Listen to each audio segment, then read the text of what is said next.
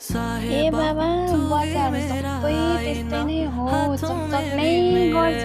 बच्चाले चकचक नगरी कसले गर्छ भनेर फ्री छोड्यो है।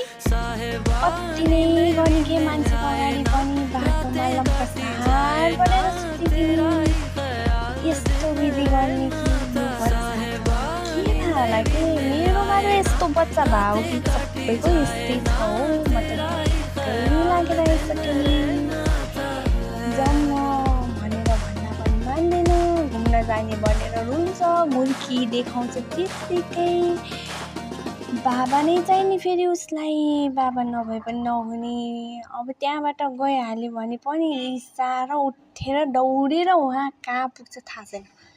अनि फेरि त्यसरी हेरिराख्ने कि कस्तो खालको बच्चा हुन्छ क्या। म त छक्कै पर्छु भने छक्कै।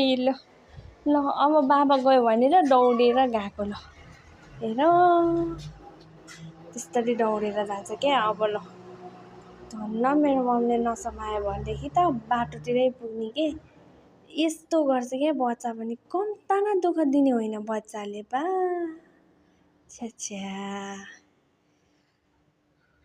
कस्तो भयो क्या आजभोलिको बच्चाहरूलाई थप्पड दिन नपुगे हो कि। थप्पड दिनु हुन भन्यो, माया गरेर एक थप्पड नलाइराख्यो है, माटेर त खप्नु नै। हाम्रा पालामा त यस्ता कति थप्पड खाए हामी त चुप्पो लागेर बस्थ्यो हौ। अहिलेको बच्चा त के भा भने केही नमाने यस्ता त हुन्छ।